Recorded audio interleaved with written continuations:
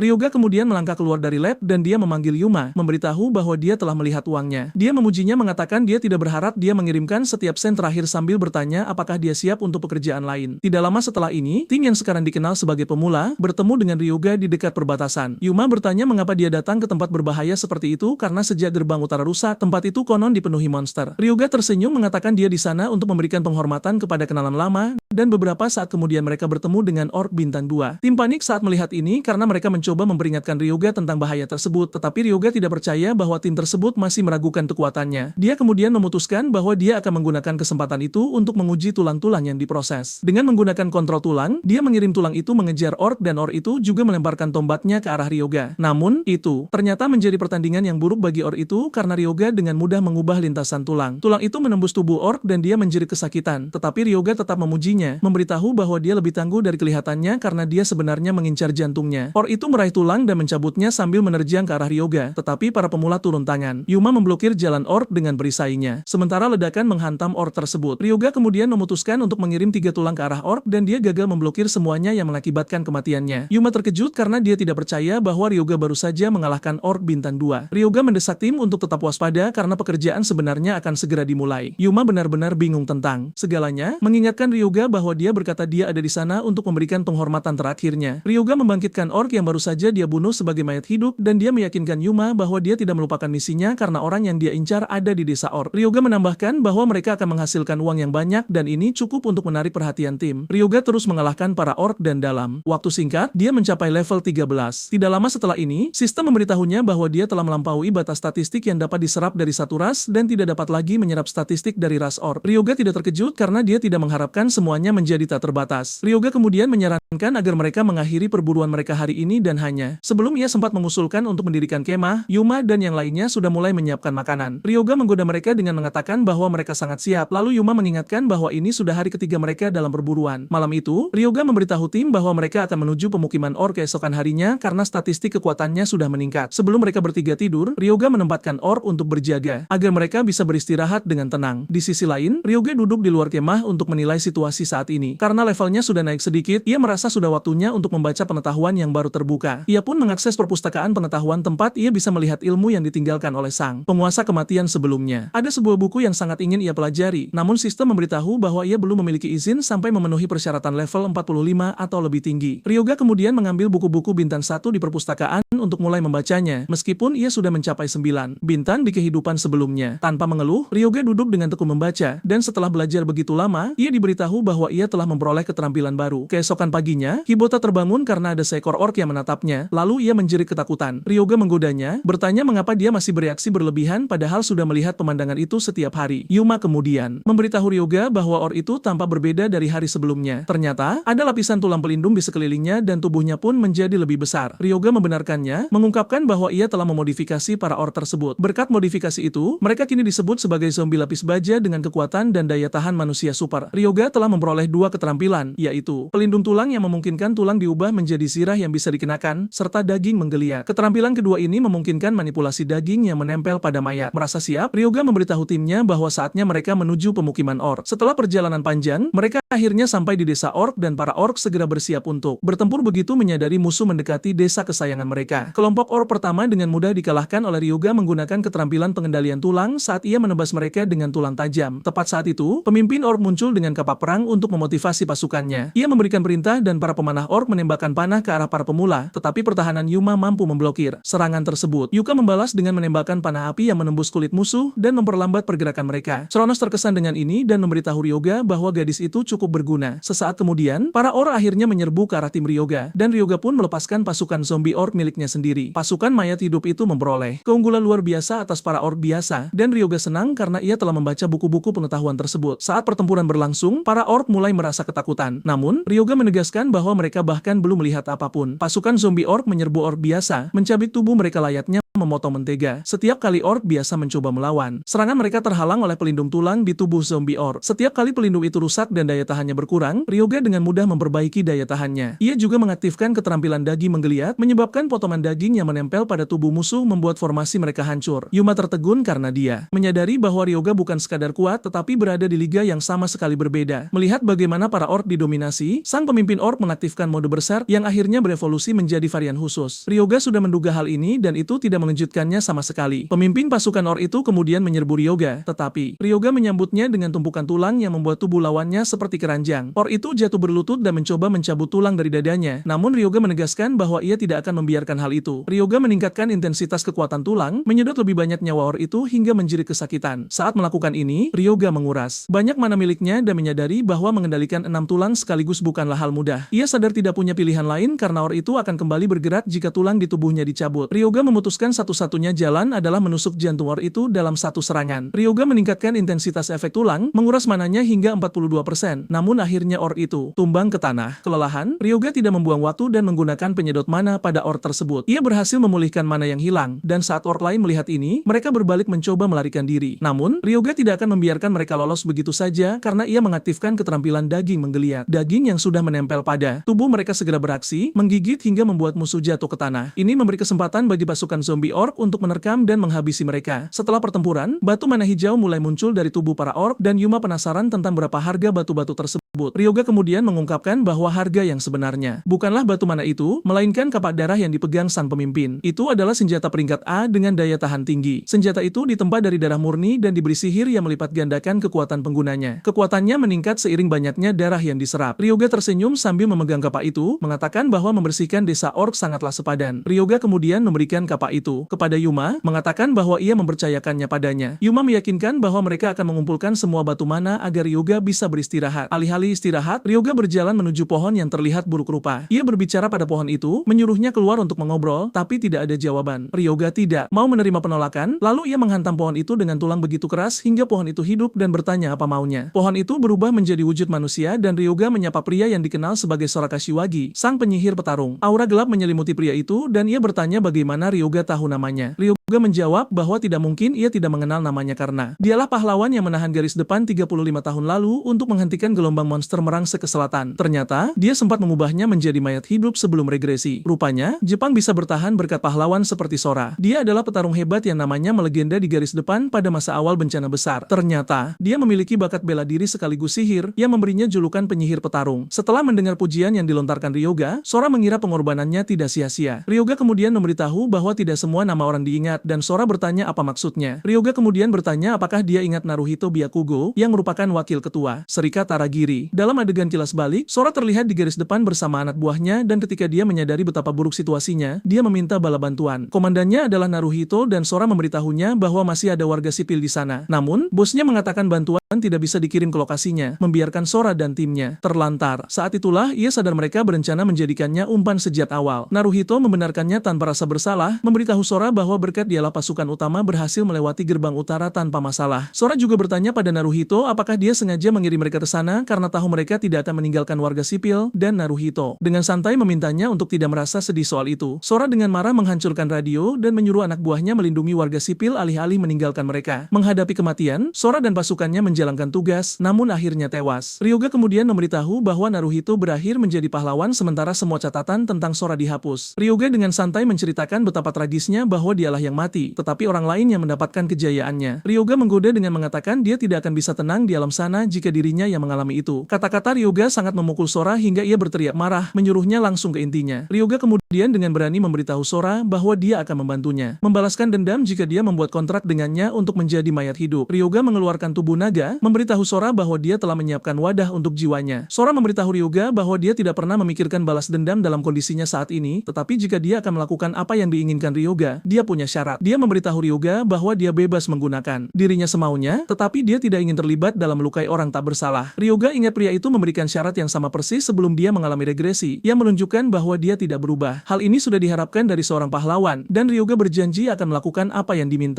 Dengan kesepakatan tersebut, Sora memasuki tubuh naga untuk menjadi mayat hidup Ryoga. Ternyata, sebelum regresinya, dia pernah memiliki jiwa Sora dengan ksatria kerangka dan berhasil mengubahnya menjadi ksatria neraka. Namun dia selalu berpikir apa yang terjadi jika dia memberikan Sora tubuh yang lebih kuat sejak awal. Sora senang dengan wawasan Ryoga karena dia melihat dia memperkuat tubuh naga itu sebagai persiapan untuk hal seperti ini. Ryoga kemudian membaca informasi khusus di layar yang menyatakan bahwa mayat hidup yang baru saja ia miliki bisa bertumbuh. Saat jiwanya tumbuh, dia akan mampu mengeluarkan lebih banyak kekuatan dari tubuh mayat tersebut. Ryoga sangat terkejut karena ini adalah sifat yang tidak dimiliki Sora saat dia menjadikannya ksatria kerangka. Selain itu, dia membawa sifat penyihir petarung. Dan Ryoga bertanya pada Sora bagaimana perasaannya di tubuh baru itu. Sora mengakui rasanya cukup baik, tetapi memberitahu Ryoga bahwa itu masih lebih lemah dibandingkan saat dia hidup. Di saat yang sama, Ryoga mendapat pemberitahuan bahwa naganya tidak lengkap, membuat Ryoga berpikir apa yang dilakukannya hingga menjadi tidak lengkap. Namun, dia yakin ini awal yang jauh lebih baik daripada yang terakhir kali. Ryoga kemudian memanggilnya sebagai pelayan, menyuruhnya bersiap untuk pergi. Hal ini membuat Sora tidak suka dan dia menolak pergi karena tidak suka disebut pelayan. Ryoga bertanya apakah harus memanggilnya dengan nama lama, tetapi dia menolak, mengatakan dia sudah membuang nama itu. Ryoga tidak percaya betapa menyebalkannya pria itu dan dia tidak ingat dia seperti itu dulu. Sora mulai memikirkan nama yang akan membuat musuh ketakutan hanya dengan mendengarnya, namun dia sulit memilih. Ryoga kemudian memberi beberapa saran mulai dari Fafnir hingga Tiamat, tapi Sora menolak semuanya. Beberapa menit kemudian, mereka masih berdebat tentang nama panggilannya dan Ryoga hanya berpikir untuk memukul wajahnya. Setelah berdebat panjang, dia akhirnya memilih Fafnir. Saat mereka hendak pergi, Fafnir menghentikan Ryoga karena dia sama sekali telanjang dan harus memakai sesuatu. Dia bergegas ke gubuk di samping mereka dan merobek sepotong kain yang diikatkannya di tubuh bagian bawah. Fafnir akhirnya memutuskan sudah waktunya pergi dan Ryoga frustrasi dengan betapa menyebalkannya dia. Kemudian, mereka pergi ke laboratorium Renya dan dia terkejut bahwa Ryoga berhasil membuat mayat itu bergerak. Renya sangat kagum hingga dia mulai mengamati Fafnir, meminta untuk mempelajarinya. Fafnir bertanya pada Ryoga apakah dia boleh meninju wajah pria itu karena membuatnya merasa risih, tapi Ryoga menjawab tidak karena Renya adalah mitra mereka. Yuma dan yang lainnya juga muncul, memberitahu Ryoga bahwa mereka akan pergi ke Tokyo untuk memilah barang-barang yang mereka dapatkan dan Ryoga memberi izin. Setelah mereka pergi, Ryoga mengeluarkan pemimpin Or karena dia punya rencana untuknya juga. Renya bertanya apa yang akan dia buat dan Ryoga bertanya apakah dia penasaran, tapi Renya menjawab tidak karena tangannya hampir lepas terakhir kali hanya karena mencampur ramuan. Sebelum dia menyadarinya, dia sudah mulai mencampur ramuan lagi karena tidak bisa menahan rasa penasarannya. Selain itu, dia tahu Ryoga selalu melebihi ekspektasinya, jadi tidak mungkin dia tidak penasaran. Ryoga mulai mengerjakan mayat itu, menguliti dagingnya, dan setelah selesai, Renya memberinya ekstrak yang baru saja ia buat. Ryoga menuangkan ekstrak itu ke kerangka untuk memperkuatnya dan setelah selesai, kerangka itu mendapatkan status mayat hidup dengan 2 perisai. Ryoga merasa hal terbaik yang bisa ia lakukan adalah menjadikan kerangka itu pengawalnya. Ryoga memberitahu kerangka itu bahwa saat ia menggunakan penyedot nyawa, dialah yang akan menjaganya. Renya tidak terlalu terkesan karena mereka harus bekerja dengan kerangka, namun Ryoga memberitahu bahwa tulang memiliki keunggulan besar. Dia mengatakan bahwa tulang itu ringan dan tidak akan membusuk tanpa persiapan. Tidak seperti zombie yang memiliki batas waktu, kerangka tetap bertahan selama terus disuplai energi spiritual. Karena penyedot nyawa adalah keterampilan jarak dekat, dia selalu butuh pengawal saat mengaktifkannya. Renya sangat terpukau dengan fakta bahwa Ryoga tidak hanya membuat kerangka, tetapi bahkan mempertimbangkan perawatannya. Ryoga kemudian memutuskan untuk berjalan-jalan dan menyuruh Renya mengawasi kerangka itu. Renya panik, bertanya kemana Ryoga pergi larut malam begini, dan dia menjawab bahwa dia menuju Pantheon. Ternyata, levelnya naik dan dia diminta datang untuk menerima mantra suci. Renya panik saat mendengarnya karena dia tidak tahu Ryoga adalah seorang pendeta. Ryoga memberitahu pria itu bahwa dia adalah pemeluk agama yang taat, tapi Renya tidak setuju, mengatakan tidak mungkin itu benar bahkan jika dunia jungkir balik. Ryoga tidak bisa mendebatnya dan dia langsung mengganti topik, bertanya apakah Renya telah menyelesaikan pendaftaran paten untuk ramuan penyembuh kelas menengah. Renya mengatakan itu akan siap segera dan Ryoga memujinya karena bekerja sangat cepat. Renya menyebutkan bahwa persaingan akan tumbuh seiring waktu, jadi dia tidak berniat ketinggalan. Namun, masalah sebenarnya adalah publisitas karena pameran berikutnya baru diadakan tahun depan. Ryoga kemudian memberitahu padanya untuk memberikan sampel, berjanji akan mempromosikannya jika ada kesempatan. Renya berterima kasih dan memberi Ryoga sampel yang ia butuhkan. Lalu Ryoga meyakinkannya bahwa uang akan mengalir seperti sungai jika sampel itu berhasil. Ryoga sudah membayangkan betapa kaya dirinya nanti, dan pikiran akan uang membuatnya terlihat sangat maniak, membuat Renya meragukan fakta bahwa pria itu benar-benar seorang pendeta. Setelah ini, Ryoga memutuskan saatnya menuju Pantheon. Tempat ini muncul setelah bencana besar dan kebanyakan yang berkumpul di sana datang untuk menerima mantra suci dan berkat dari konstelasi. Ada bahkan konstelasi yang meminta persembahan dari pengikut mereka, dan saat dia mencapai pintu masuk lantai dasar, Ryoga tidak terkesan karena dia tidak bisa merasakan relik apapun yang memancarkan keilahian. Pada saat yang sama, dia tidak berharap banyak karena mereka tidak akan meninggalkan barang berharga tergeletak begitu saja. Sesaat kemudian, Ryoga sudah terengah-engah karena jumlah tangga yang telah ia naiki. Ryoga bercanda tentang seberapa jauh tangganya dan Chronos mengomentari betapa tajam lidahnya. Ryoga tidak terlalu peduli karena menurutnya dia tidak akan dihukum hanya karena mengatakan hal seperti itu. Ryoga kemudian bertanya pada Chronos seberapa jauh puncaknya dan dia mengatakan bahwa dia pada dasarnya sudah separuh jalan. Ryoga memberitahu Chronos bahwa dia tidak akan tinggal diam jika hasilnya ternyata tidak sepadan. Saat tiba di tingkat atas, konstelasi lain di sana mulai menunjukkan rasa jijik dan ketidaksukaan terhadap Ryoga. Setelah mereka selesai mengganggu Ryoga, Chronos memutuskan gilirannya dan mendaftarkan diri di Pantheon. Setelah selesai, Ryoga diberitahu bahwa ia telah memperoleh mantra suci yaitu berkat tidak suci dan status retribusi. Berkat tidak suci meningkatkan energi negatif dan menambah statistik target. Status retribusi di sisi lain memiliki banyak hal membosankan tentang menerima kerusakan. Chronos menggoda Ryoga dengan mengatakan bahwa dia dengan murah hati memberinya keterampilan tersebut dan Ryoga mengakui itu cukup mengesankan. Chronos tertawa terbahak-bahak, tapi tepat saat itu sistem memberitahu Ryoga bahwa Chronos tidak memiliki status ilahi yang cukup karena dia kurang pencapaian dan pengakuan. Tawanya tiba-tiba dingin saat melihat ini dan Ryoga tidak bisa menahan diri untuk tidak mengejeknya karena bersikap angkuh sebelumnya. Namun, dia senang karena dia telah menjadi lebih kuat. Sesaat kemudian, Ryoga melangkah keluar dari Pantheon hanya untuk ditantang oleh pria besar yang bertanya mengapa dia keluar dari Pantheon. Pria itu, Satake Shigeru, tampaknya tahu siapa Ryoga. Ryoga bertanya siapa dia dan dia mengingatkan Ryoga bahwa dia dulu pernah menjaganya di panti asuhan, dan setelah menyebutkan namanya, Ryoga mengingatnya sebagai sampah yang dulu suka memeras orang. Ryoga memberitahu pria itu untuk tidak bicara padanya seolah-olah mereka teman akrab karena dia ingat bagaimana dia memperlakukannya dulu. Ternyata seorang pria pernah melaporkan Satake ke direktur dan saat dia mencoba memukul pria itu, Ryoga muncul dan meninju wajahnya. Sekarang di masa kini, Ryoga menggodanya, bertanya apakah hidungnya yang patah sudah sembuh. Satake mengerang frustrasi tetapi sebelum kehilangan kesabaran, dia menahan diri mengatakan dia sekarang sudah menjadi orang yang berbeda. Satake menunjukkan label di dadanya yang mengungkapkan bahwa dia kini telah bergabung dengan Serikat Aragiri. Satake memberitahu Ryoga bahwa dia hanyalah pemburu kelas bawah karena baru saja keluar dari Pantheon. Dia juga mendesaknya untuk tidak berpikir hal-hal akan terjadi seperti terakhir kali. Ryoga di sisi lain menggodanya, memberitahu bahwa dia tidak terlihat berbeda dari yang dia ingat. Hal ini membuat Satake sangat marah hingga dia melayangkan pukulan ke Ryoga. Tetapi seseorang menangkap lengannya, memberitahu mereka bahwa mereka berada di tengah kota. Orang ini adalah pemimpin tim penyerang Serikat Aragiri, Jomon Drago. Satake mencoba memberitahu bosnya betapa sombongnya Ryoga dan Jomon menyarankan agar mereka bertarung di tempat lain agar bisa menyelesaikan segalanya dengan benar. Jauh di lubuk hati, Jomon ingin menghukum Ryoga karena mencari masalah dengan Serikat Aragiri padahal tahu siapa mereka. Satake menertawakan ide bahwa Jomon menyarankan mereka menyelesaikan masalah dengan tinju, mengatakan Ryoga baru saja menjadi pemburu. Namun, Ryoga tidak berniat menghindar dari pertarungan dan dia memberitahu Satake bahwa dia siap. Satake terkejut mendengarnya dan Ryoga menggunakan kesempatan itu untuk mengejeknya lagi, bertanya apakah dia sudah merasa takut. Ini cukup untuk mendorong Satake mengatakan tidak ada jalan untuk mundur. Sesaat kemudian, mereka tiba di pusat pelatihan Serikat Aragiri. Keduanya masuk ke area tersebut dan Ryoga memanggil Fafnir, memberitahu Satake bahwa dialah yang akan bertarung karena dia seorang pendeta. Satake tidak terlalu khawatir karena dia yakin Ryoga memiliki kemampuan sampah. Selain itu, dia memiliki kalung dan cincin yang meningkatkan statistiknya sendiri. Setelah mengatur semuanya ke kondisi yang tepat, pertandingan dinyatakan terbuka. Satake bahkan belum bergerak saat dia sudah mengejek Ryoga, bertanya apakah dia takut. Ryoga tidak percaya betapa bermulut besarnya Satake, dan Fafnir juga bersemangat karena dia bertemu Aragiri sejak awal. Dia memutuskan untuk memeriksa seberapa kuat tubuhnya sambil mengatakan tidak ada niat untuk menahan diri. Namun, Ryoga memberitahu dia untuk tidak menyelesaikan pertarungan dalam satu pukulan karena ada sesuatu yang ingin dia uji. Fafnir setuju meskipun itu akan cukup sulit. Satake kemudian melakukan gerakan pertama menerjang ke arah Fafnir dengan tombak, tetapi Fafnir dengan mudah mengangkat kakinya untuk menghindari dari serangan. Satake melancarkan teknik tombak lain tetapi Fafnir masih menghindarinya. Satake kembali menyerang dengan kelincahannya yang luar biasa. Jomon terkesan dengan gerakan Satake, percaya bahwa pertarungan akan berakhir lebih cepat dari perkiraan. Tepat saat itu, Fafnir dengan santai menangkap tombak Satake, menggodanya dengan mengatakan serangan yang tidak berguna seperti itu tidak akan berhasil padanya. Satake berjuang tetapi tidak bisa menarik tombaknya dari Fafnir, dan Fafnir menegur Satake, mengatakan dia menyerang tanpa memikirkan langkah selanjutnya. Fafnir memberitahu bahwa dia pasti sudah mati jika itu pertarungan nyata. Fafnir bersiap memukul wajah pria itu tetapi tiba-tiba ingat dia seharusnya menahan diri. Alih-alih memukul, dia menampar wajahnya dengan sangat keras hingga Satake kehilangan napas. Dia jatuh berlutut mencoba mengatur napas, sambil berusaha keras untuk tidak menjerit seperti bayi. Ryoga menggodanya dengan mengatakan dia sudah tumbuh sedikit karena tidak menjerit selama berjam-jam seperti dulu. Satake kesal dengan cara Ryoga mempermainkannya dan dia menerjang ke arah Fafnir dengan tombaknya. Tetapi Fafnir dengan mudah menancapkan tombak itu ke tanah hingga menghancurkan lantai. Dia mengejek Satake, mengatakan lawannya akan langsung sadar jika dia menggunakan teknik yang sama 2 kali. Fafnir kemudian menghancurkan lututnya dan Satake menjerit kesakitan. Fafnir mengejeknya, mengatakan pertarungan sudah berakhir. Tepat saat dia hendak memberikan pukulan penghabisan, Jomon menghentikan pertandingan. Dia terlihat sangat marah dan Ryoga terkejut bahwa dia turun tangan lebih cepat dari perkiraannya. Jomon kemudian berjalan memeriksa lutut Satake sambil mengungkapkan bahwa dia harus memanggil pendeta. Ryoga mengingatkan Jomon bahwa seorang pendeta berdiri tepat di belakang mereka. Namun Jomon berdebat bahwa penyembuhan bintang 1 tidak bisa memperbaiki tulang patah. Ryoga meyakinkan Jomon bahwa dia tahu itu, dan Jomon menuntut untuk tahu bagaimana dia berencana menyembuhkan tulang patah tersebut. Ryoga mengungkapkan rencananya untuk menggunakan ramuan kelas menengah dan dia mengeluarkan. Ryoga menyodorkan sampel yang diberikannya. Satake tampak skeptis karena ramuan kelas menengah bernilai jutaan koin. Ryoga memanfaatkan celah ini untuk mempromosikan ramuannya, mengeklaim bahwa ramuan tersebut kini sudah diproduksi secara massal. Satake bersikeras menolak, ia berusaha menjaga harga diri dengan tidak ingin menerima bantuan dari orang yang telah mengalahkannya. Ryoga terus mendesak pria itu agar menerimanya begitu saja dengan dalih ia hanya berniat membantu. Ryoga sebenarnya sudah merencanakan cara mempromosikan ramuan itu, dan ia baru saja menemukan objek uji coba yang sempurna. Ryoga kemudian menuangkan ramuan tersebut ke atas luka, dan di luar dugaan Jomon, luka itu sembuh seketika. Jomon langsung berpikir keras tentang bagaimana cara ia bisa mendapatkan